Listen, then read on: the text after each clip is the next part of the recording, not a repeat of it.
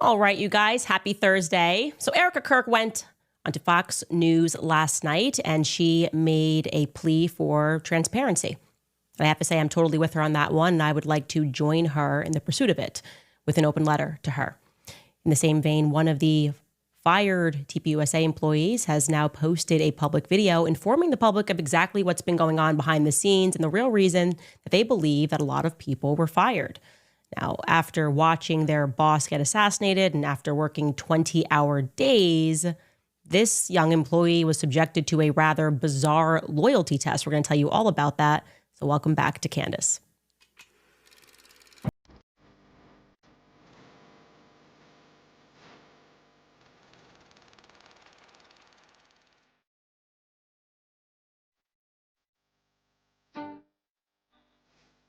Let there be light.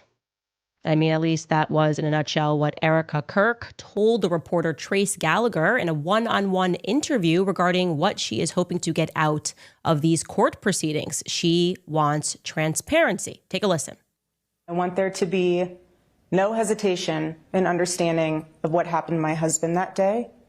I want there to always be full transparency, because what I don't want to have happen is for there not to be, and then I am relying then on social media and other news outlets to explain the narrative rather than saying, hey, this is what happened. This is what here's all of the, it's just as hard, all of the facts on the table for you guys to see.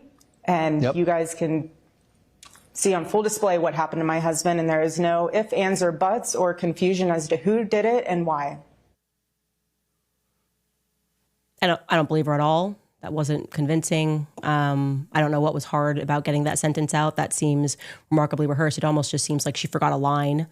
Nothing in her eyes there makes you believe it. She's telling the truth. But beyond the eyes, just the actions, right? You can judge people by their actions, Erika. If she truly wanted more transparency, she could provide it, because you don't need it in a courtroom. We actually do not need to turn to the courts to have the public understand what happened on that day, because before the courts even got involved, the first people that had access to exactly what happened in 4K, as Tyler Boyer said, was Turning Point USA.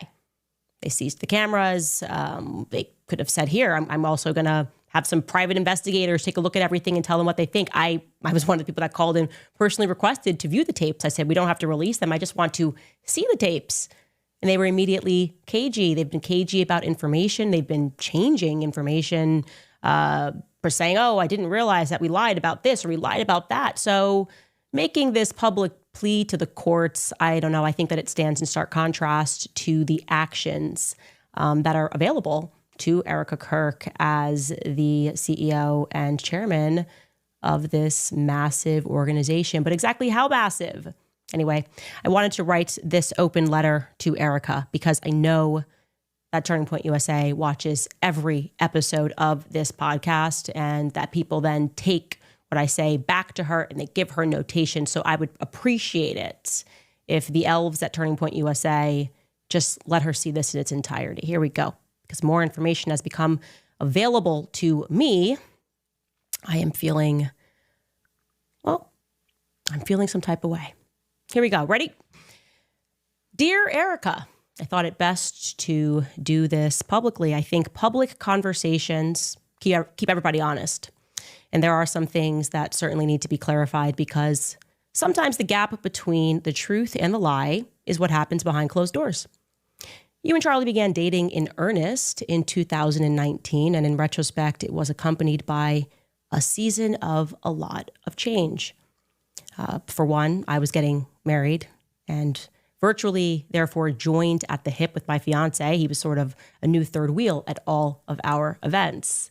A few months later, on May 1st, the public was informed that I was resigning from my position as the communications director of Turning Point USA. Now, there has been a lot of public speculation as to what led to that decision. The media ran with it was anti-Semitism or some disagreement about Kanye West, but that wasn't true.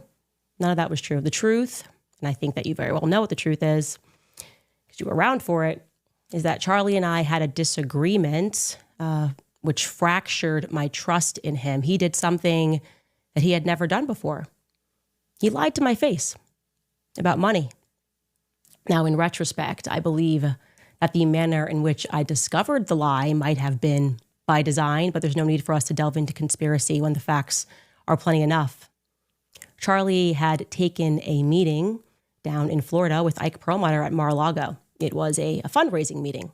For whatever reason, he did not want me to know about this meeting, and that was strange. It was meant to be kept a secret. It was strange because we had always collaborated on and taken those sorts of meetings together. Anyway, I found out about it, and I decided to ask him casually as we were riding up an elevator at the Trump Hotel in D.C. I said to him, have you heard from Ike recently? And he looked me right in the face just as he was getting off on his floor. And he said, no, I haven't. I haven't heard from him in like 2 weeks. And I then said back to him, really, Charlie, because you had lunch with him yesterday at Mar-a-Lago. And I saw his stomach drop. His entire face looked, as if he was going down a roller coaster. He stuck his arm back in the elevator really quickly and tried to explain it away. He then pivoted toward an apology, but obviously the damage was done. And if I'm being honest, I was as hurt as I was shocked and confused by it because we were close.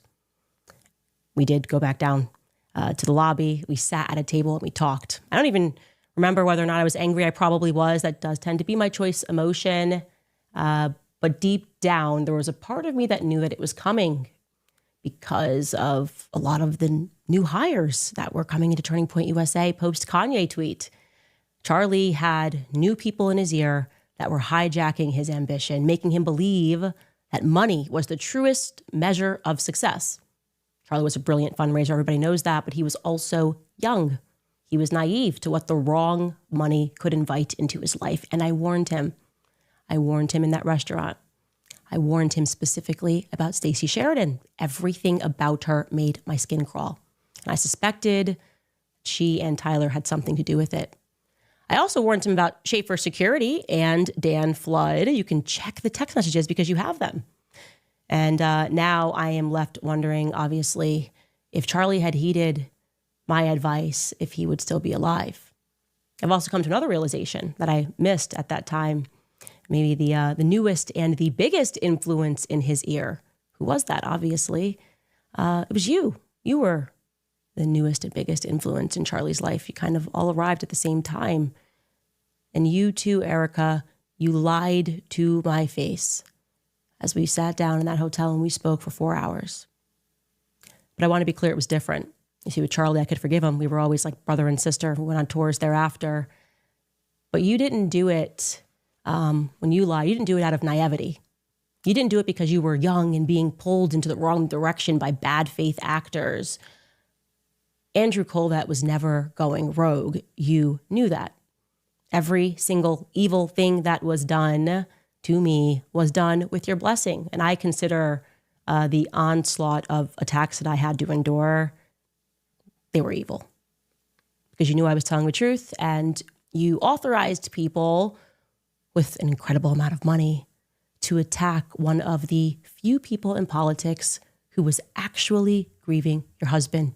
You knew we had a deep friendship. You knew I was telling the truth about the Catholic thing, about everything. You allowed these people to lie and to say that Charlie and I hadn't spoken since 2019. I mean, it's crazy how much of a lie that was. You authorized it, and I now know that. The question is why? It was so cruel. It was so mean, right? Why impart that on someone who you know, within a sea of snakes, actually cared about Charlie and didn't want anything out of the organization? Maybe it's because I was like a loose end, one person that wasn't controlled by an organization. I'd just kind of proven that I'd rather lose everything to say something that I don't believe, least of all for money. I mean, maybe it's also because you have his phone.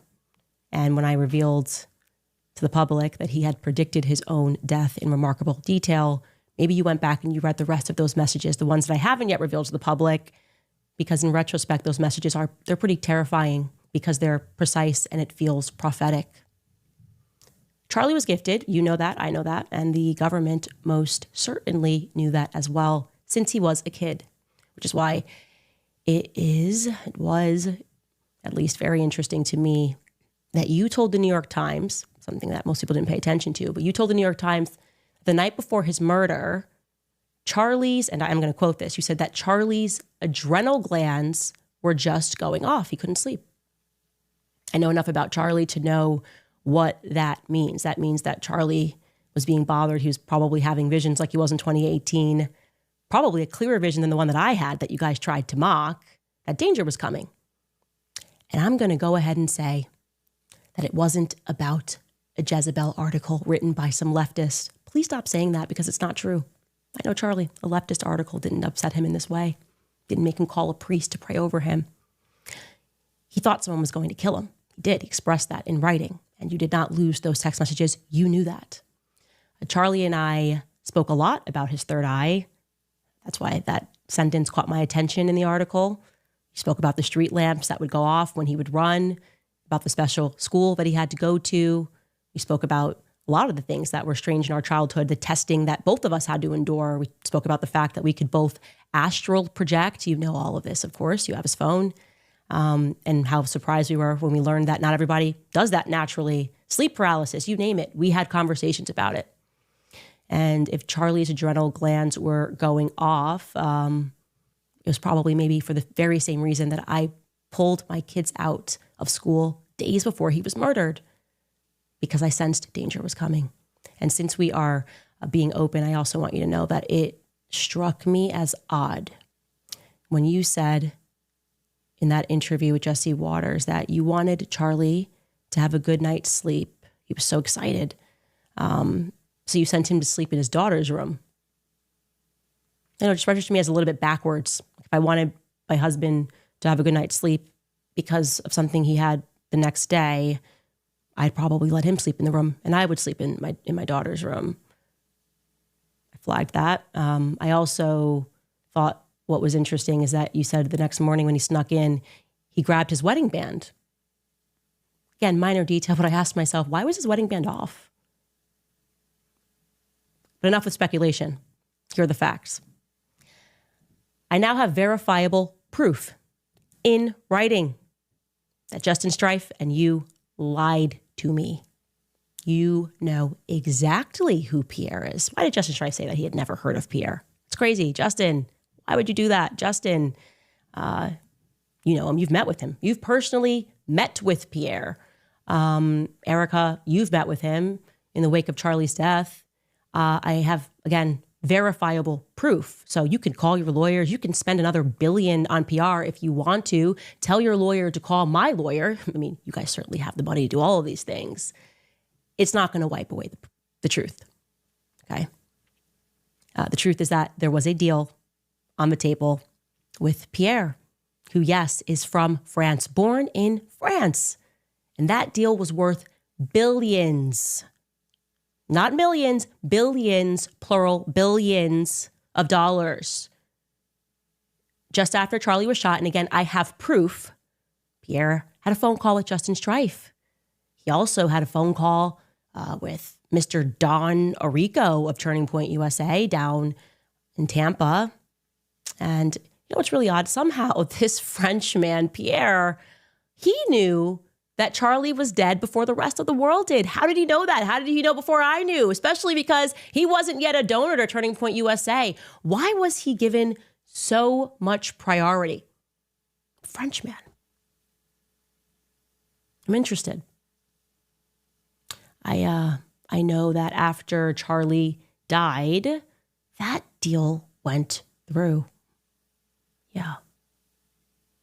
I mean, if I'm lying, this would definitely fall within the category of defamation. So, yeah, I'm all in on this one. I'm guessing, by the way, regarding this, Pierre, that this might be the reason that the White House never got back to me regarding the French Foreign Legion being involved with Charlie's assassination. Because, I don't know, there could be a French angle here. Could this be a motive? Could billions of dollars be a motive? I mean, I'll just ask some immediate questions. My question would be, why would a devout Catholic Frenchman be looking to give billions of dollars to an evangelical organization? Is that not weird? Just objectively weird? Gosh, that's a pretty big investment. Just really care about free market capitalism? What's France got to do with college campuses in America, full stop? The answer, Erika, is nothing. Nothing.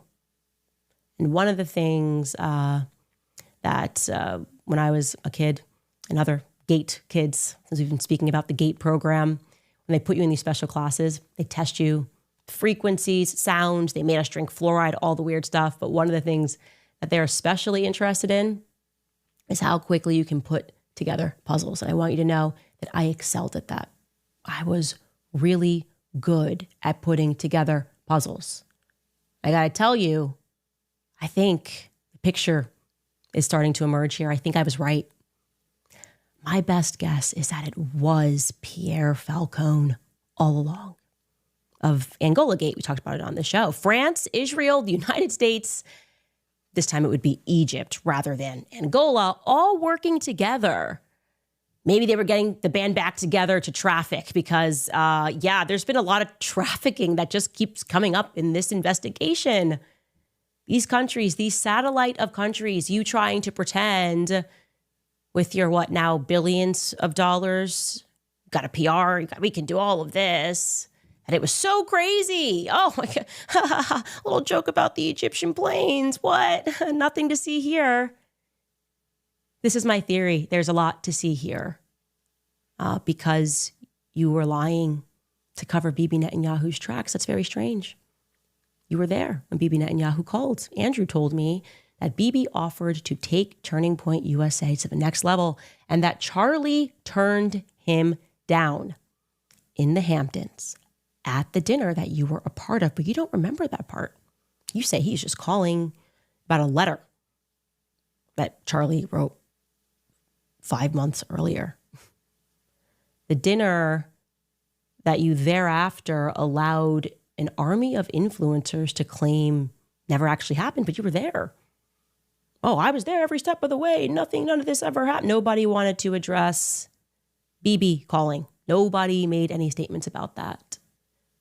Full-blown psyop, psychological operation. Truly, everything that you guys did, not only was it cruel, but I think the real motivation was you just thought you could psychologically break me. Because that's what this whole thing has been. It's been one big psyop. Very well funded because there's a lot of money on the line. If nothing happened in the Hamptons that was out of the usual, why the panic? Because something did happen. Charlie told Bibi Netanyahu no. Bibi, also, Charlie had declined to have Bibi on his podcast. When Bibi went on a little PR tour, Charlie didn't want to have him on the podcast, according to Andrew. So Charlie seems pretty done with Israel, right? You don't want to have on the prime minister of Israel? But the obvious question here at the media is not interested in, but I certainly am, is in exchange for what, right? In exchange for what was Bibi Netanyahu going to take Turning Point USA to the next level? In exchange for what? And also, how was he planning to get that money into the company? Turning Point was already worth $100 million. Pulls in $100 million annually. What does the next level mean? It sounds like it would have to be billions. Via whom? My guess is Pierre. Erika. I think that there's a reason Pierre knew that Charlie was dead first. I think there's a reason he was a priority. How? Why? I think France and Israel are involved in Charlie Kirk's assassination. And I'm going to put that out there with full confidence. I also now have very strong evidence which suggests that you lied about your whereabouts on the morning of September 10th. Little details have been edited. You said that you were accompanying your mother as she was receiving a treatment. Like I said, I now have something which strongly disputes that narrative. So I'll ask you this question on behalf of the world. What the hell happened on September 10th? Why are you guys struggling to get your story straight? Why did you tell Jesse Waters this? And you wanted to see Charlie immediately and came up. Take us through that. We landed in Utah. Went straight to the hospital. Straight to the hospital? Andrew told me that when he deplaned, you guys embraced on the tarmac and he boohoo cried in your arms because he had so much pent up anxiety. So just given the planes, which you confirmed to me, which plane he was on and which plane you were on, that would mean that you had to wait for Andrew to land for an hour. You waited for an hour. Don't do the thing where you tell me that Andrew went rogue. Don't do that, Erika. You're lying. You would be lying. The question is why? Why did you wait? And how long did you wait? And who was on the Egyptian planes? Who took off to Delaware? Who stayed behind to communicate on that second plane that was transponding for no reason? I think you know what I know, which is that I'm going to find out. This is not going to be a never-ending mystery. This is not going to be the JFK story. I'm going to figure out exactly what happened, and I'm getting very close, against all odds, against billions. You might have the billions, but I have the truth. So that's what I wanted to say to you. We'll be right back. All right, you guys, inflation has been skyrocketing, and it doesn't seem like it will slow down anytime soon. Groceries cost more, gas costs more, and the value of the dollar just doesn't stretch the way that it used to. That's why so many people are turning to gold and silver, assets that have historically held their value during uncertain times. Gold and silver have been performing incredibly well, and they can be a powerful way to diversify your portfolio when the market feels unpredictable. Instead of having everything tied up in paper assets, adding precious metals can help balance and protect what you've worked so hard to build.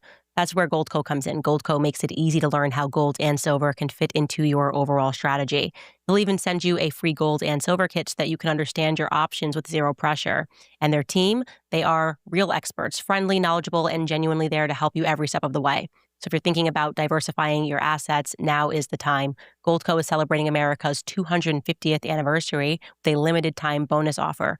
Get up to 10% free gold or silver plus free storage and a free home, safe with a minimum cash purchase. Go to CandaceLikesGold.com for details. Again, that's CandaceLikesGold.com. Also, I remind you guys about the Wellness Company, because you might not be dealing with bad skin as an adult with acne. You could also be dealing with an untreated root cause. It starts small, maybe a little redness, a few bumps, and then it expands. You go through the cycle of doctor appointments and try product after product with no real relief. You should know that you're not alone. 25% of adults struggle with acne, and more than 14 million Americans battle rosacea. 1 in 10 people suffer from chronic dermatitis or eczema. These are not just cosmetic issues. They itch, they burn, and they crush your confidence. Store-bought treatments only mask symptoms while ignoring bacteria, mites, and inflammation. And many have harsh chemicals that cause severe side effects. Clear Skin Ivermectin Cream, which is from the Wellness Company, is different. This dermatologist-designed prescription formula targets the root cause safely and gently under the skin. Get Clear Skin Ivermectin Cream and transform your skin back to normal.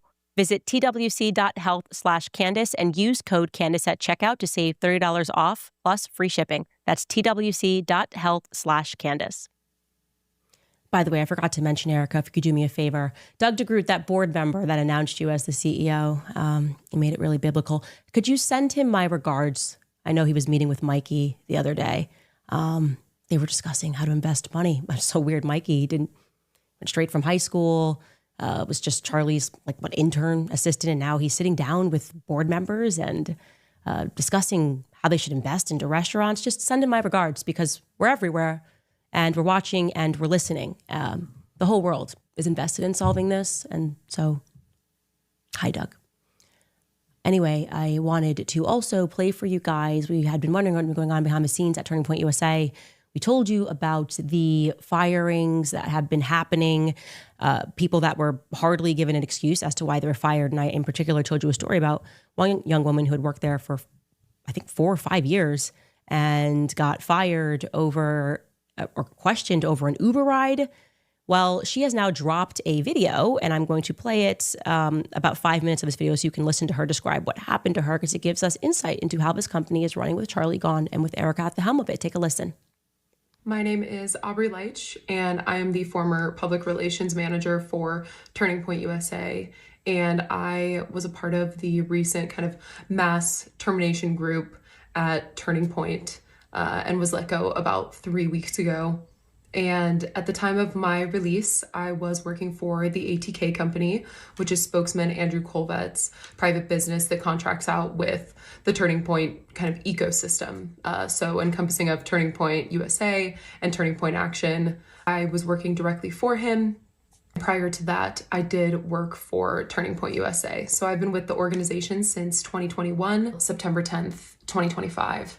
Obviously, it was an extremely traumatizing day for everyone. I think pretty much everyone in the world with any amount of sanity was slightly traumatized by what they saw. It was an extremely traumatizing day for me. And I worked nonstop. My phone received hundreds of phone calls on September 10th, thousands of text messages. In December, we obviously had America Fest here in Phoenix, Arizona, and that was nonstop work too.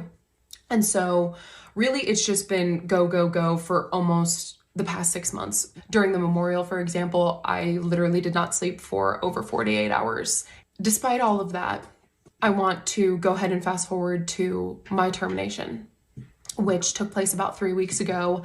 And I was brought into an office to have a discussion just generally about my employment. It was myself, Andrew Colvet, and Marina Muniz, who is the CMO of Turning Point USA, who I used to work for when I was just full-time with Turning Point. They sat me down and told me that there were 2 instances they wanted to talk to me about, one of which is pretty irrelevant to this timeline, so I'm just going to talk about the one, which was an Uber ride. What was told to me was that a Turning Point executive got into an Uber one day, and they randomly just kind of started talking about Turning Point. And the executive asked the driver, what do you think about Turning Point? And the driver proceeded to tell the Turning Point executive, well, it's just really sad. I've heard the organization's really going downhill. There's not really a direction, and nobody likes Erika. And the Turning Point executive proceeded to ask this Uber driver, well, who told you that? And the Uber driver told the Turning Point executive that his daughter was good friends with a girl that worked at Turning Point way back when in high school. They had spoken about Turning Point since Charlie's assassination, and that, this was told to him by his daughter. And the Turning Point executive, of course, asked, well, what's the employee's name? And the Uber driver allegedly said, Aubrey. Aubrey who? Aubrey Leitch.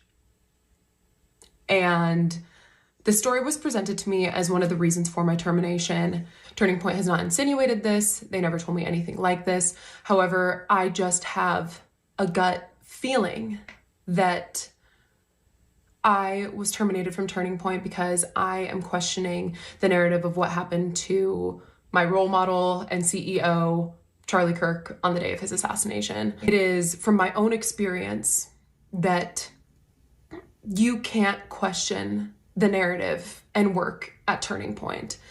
That is how I feel. That is how other people I've talked to feel. It goes against everything that Charlie ever stood for. I'm going to take action. I'm going to ask questions. I'm going to talk to other people. And I refuse to apologize for having my own freedom of thought, which is something that Charlie ingrained in me and so many other young people.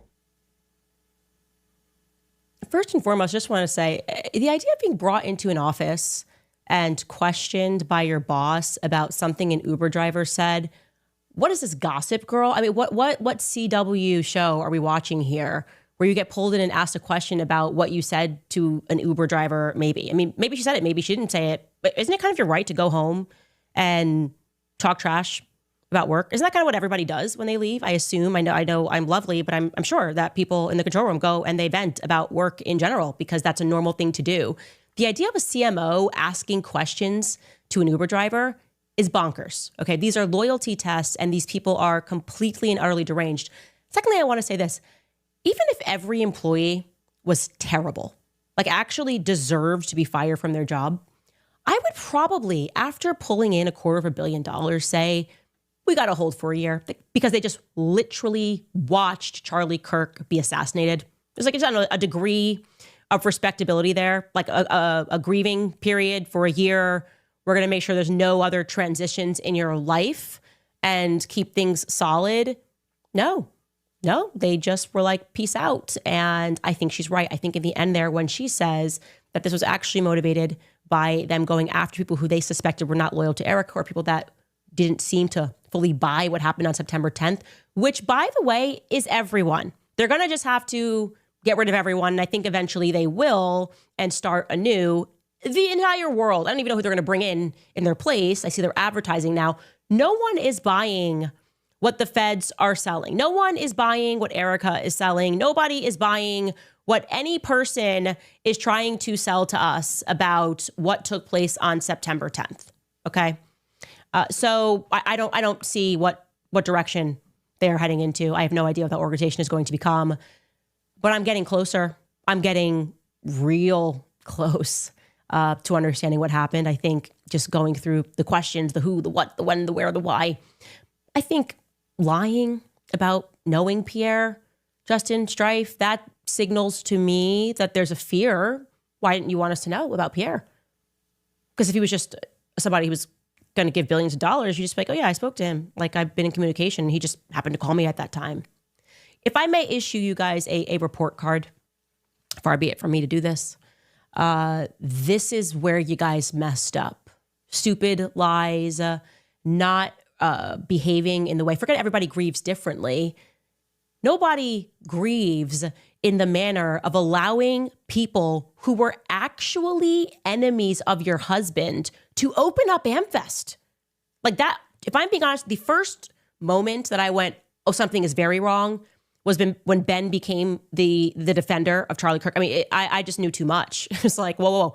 Why is Ben pressing Megyn Kelly, pretending that he cares about Charlie Kirk? This is bizarre. This is literally upside down land. That's when I said, okay, Israel's involved, because every time you see Ben, you just assume Israel's involved. He's also, by the way, randomly doing things about Korea right now, breaking down what's going on in Korea. There's also this Korean angle that's not making sense.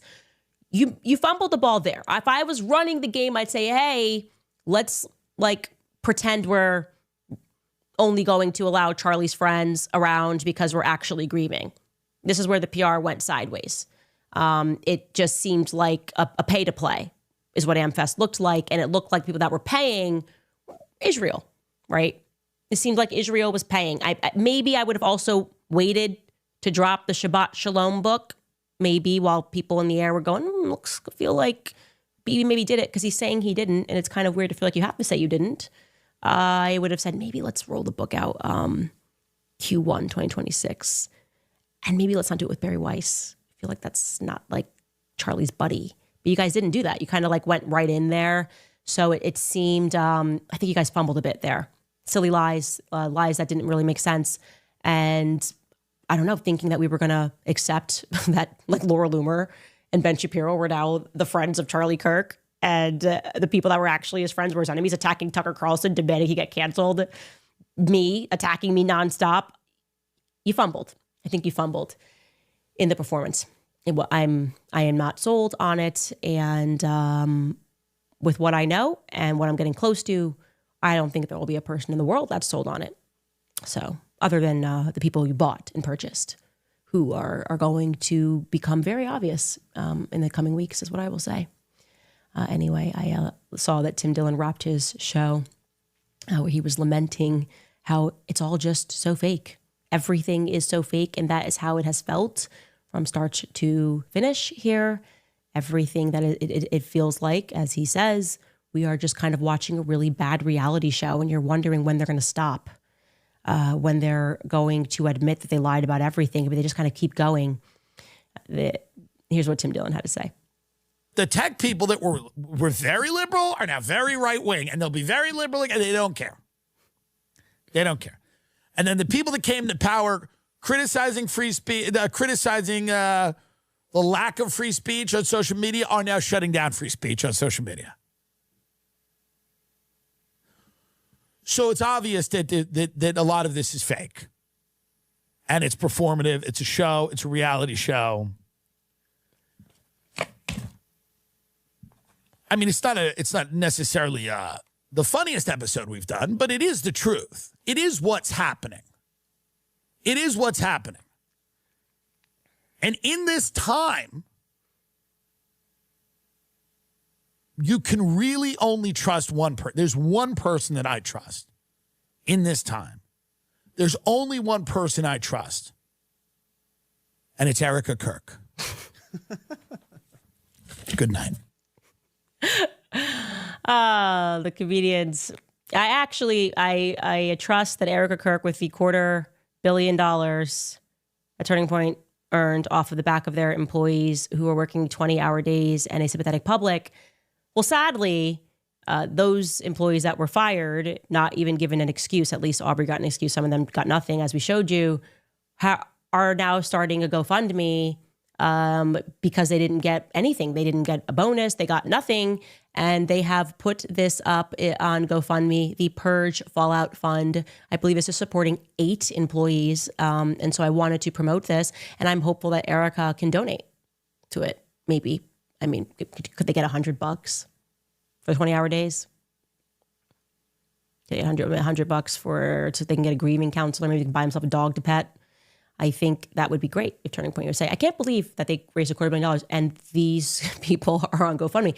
It's so far beyond the realm of okay. It's just so evil. It's also evil that we're going to have to donate. It's us, everybody. If you got $1 to support these employees who were traumatized by watching their employer die, got 0 days off, then had to work 20-hour days through to the end of the year, through to AmFest, and then got fired without a reason. If you would like to support these employees, and you should, I'm certainly going to, you can head to the Purge Fallout GoFundMe campaign. We will take a brief break and we'll be right back. All right, you guys, do you owe back taxes, or maybe you've not filed your tax returns or have filed every year, but you still keep owing somehow? Did you maybe retire and suddenly get hit with a tax bill that you didn't expect? Maybe you pulled money from your 401k or IRA early and now the IRS wants its share. However your tax issue started, the outcome is always the same. Your balance is not going down. Penalties are growing, interest compounds, and many of you are about to owe again for this upcoming tax year with no plan in place. Well, stop what you're doing and call Tax Network USA. The IRS is enforcing collections through wage garnishments, bank levies, and property seizures. They can even file for you without your consent. This is where Tax Network USA comes in. With over 15 years in the business, there has not been a tax case that they have not seen or resolved. They specialize in tax controversies, and they help taxpayers nationwide get back on track by resolving back taxes and unfiled returns once and for all. So whether you owe $10,000 or $10 million, their team has resolved over $1 billion in tax debt. They are offering a free investigation call with the IRS. After that investigation, they put a clear case plan in place to resolve your tax problem and get you back on track. This is about using your legal rights to take control before the government sets the terms for you. Do not wait for another IRS letter or a frozen bank account. Call 1-800-958-1000 or visit tnusa.com/Candace. Again, that's tnusa.com/Candace. Also remind you guys about American financing, because between groceries, travel, and higher prices, it's easy to feel overwhelmed, especially if you are already relying on credit cards to cover the basics. If that debt is piling up, you should know that you're not alone. And if you're a homeowner, you might have considered reaching out to American financing, but maybe hesitated because you don't want to give up your low mortgage rate. That's why American Financing created the Smart Equity Loan, a simple, smart way to get your finances back on track without giving up your low mortgage rate. Unlike a HELOC, which can fluctuate with the market, the Smart Equity Loan offers a fixed rate, so you'll have one predictable monthly payment. It lets you use your home's equity to pay off high-interest debt, free up your cash flow, and still keep your existing mortgage intact. There are no upfront fees. To find out if you qualify, call 1-800-795-1210.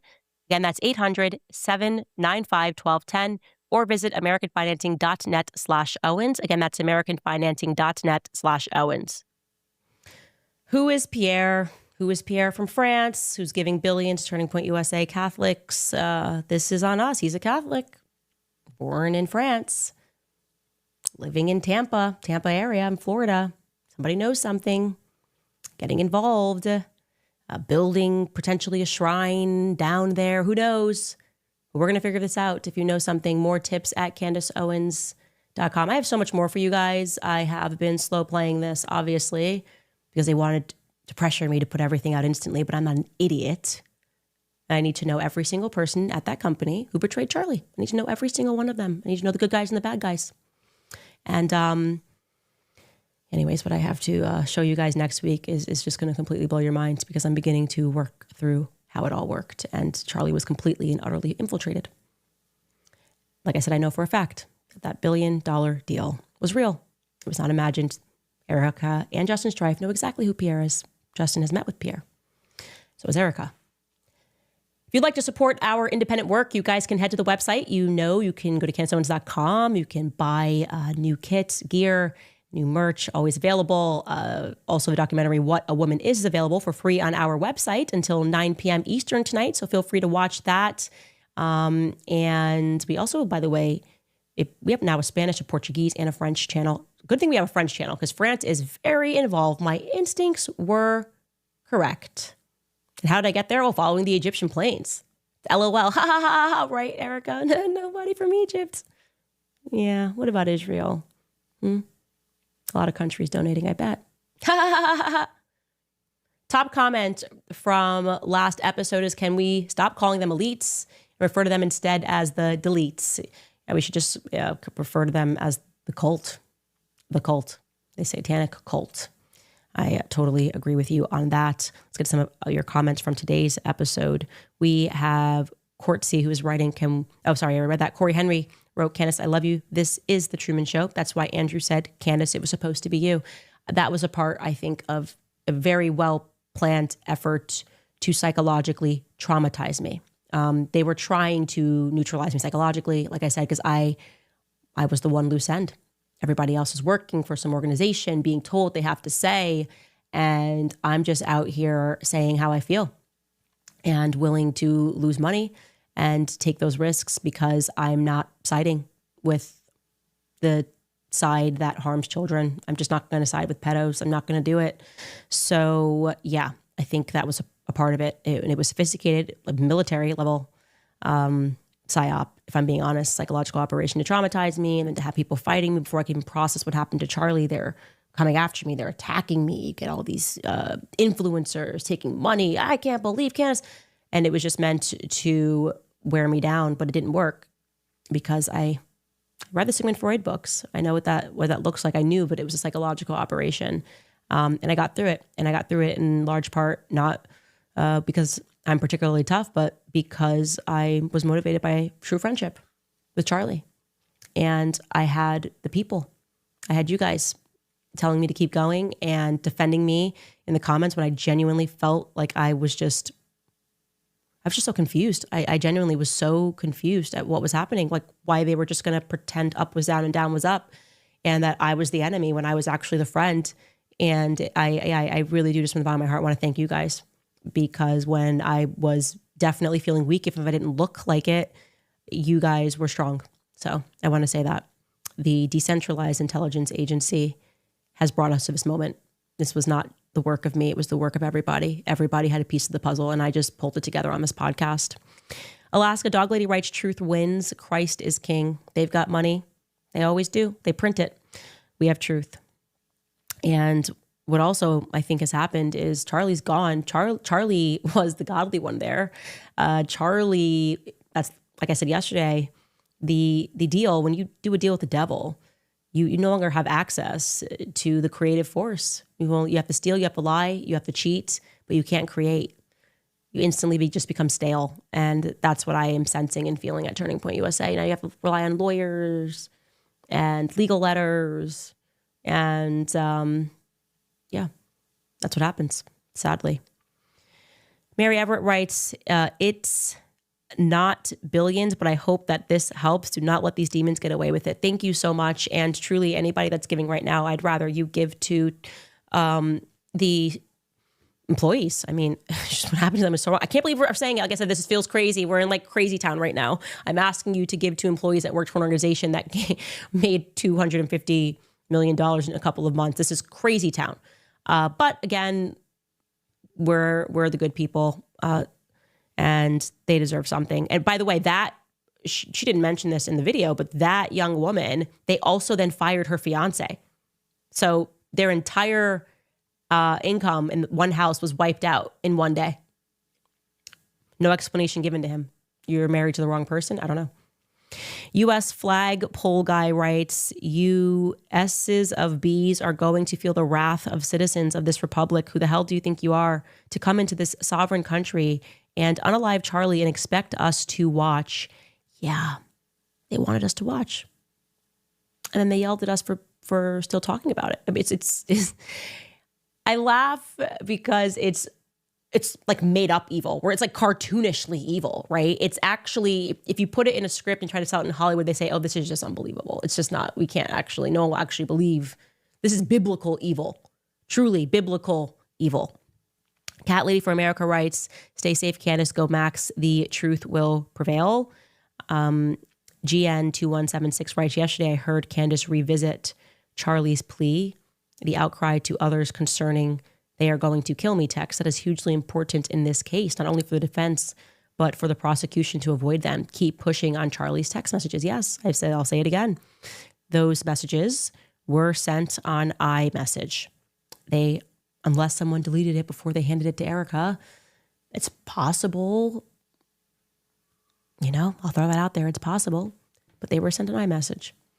I don't think she's not aware, because whether the messages existed or not, obviously, in the course of this investigation, Dan Flood and Andrew Qlobal would have told her that.